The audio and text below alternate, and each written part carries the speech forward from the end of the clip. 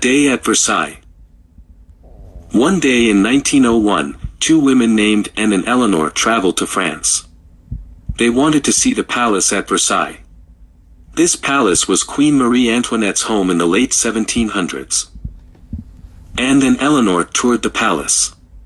Then they went outside to the gardens. They wanted to find Marie Antoinette's smaller home, a villa. The women searched for the little villa. Along the way, they saw a deserted farmhouse. They noticed an old plow on the side of the road. A deep sense of sadness and gloom instantly fell over both women. They felt as if something terrible was about to happen. Soon the two women discovered they were lost.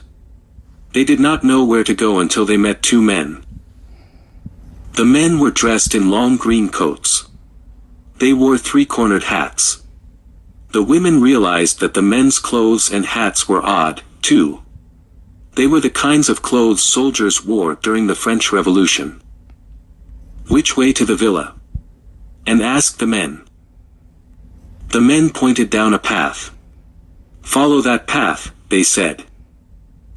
It was not long before they found a beautiful gazebo. On a normal day, the gazebo would have been lovely. Yet this did not seem like a normal day. The countryside looked eerie.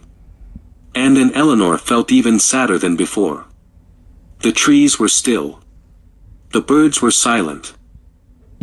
Now the women had stronger feelings of gloom. Something terrible would surely happen soon. But what? Anne and Eleanor decided to keep going. If they could find the villa, maybe they would feel better. Suddenly, a man rushed up from behind them. He had a peculiar smile. His face was scarred. The man stared at Anne and Eleanor.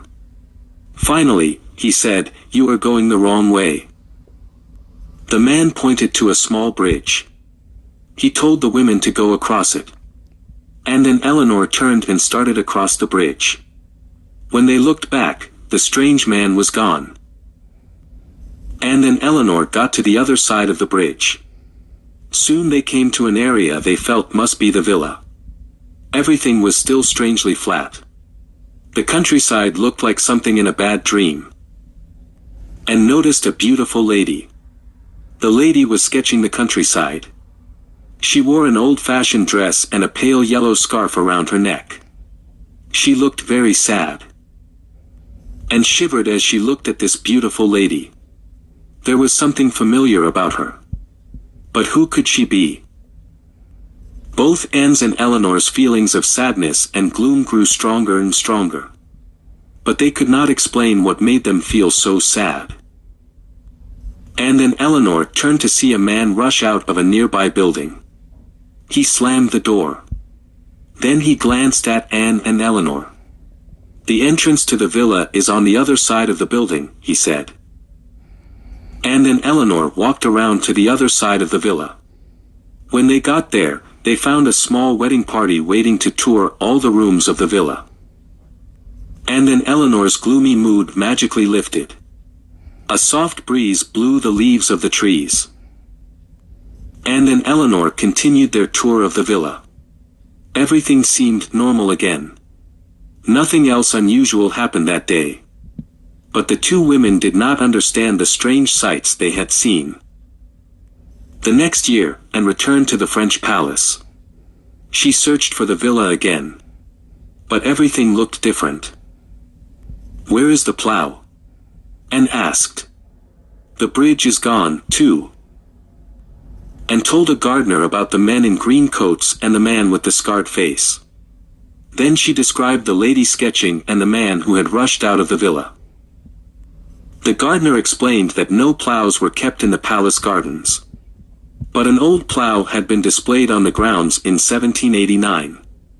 No bridge was on the grounds either. But a bridge had been there in 1789.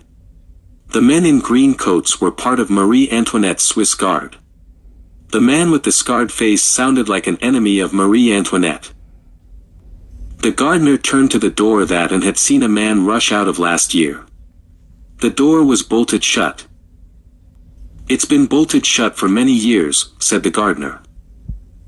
"I know who the lady was," said Anne. "She was Marie Antoinette." Anne knew she had stumbled into Marie Antoinette's own sad memory.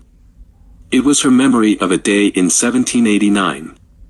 She had just learned that an angry mob from Paris was marching towards the palace gates to get her. A day at Versailles. One day in 19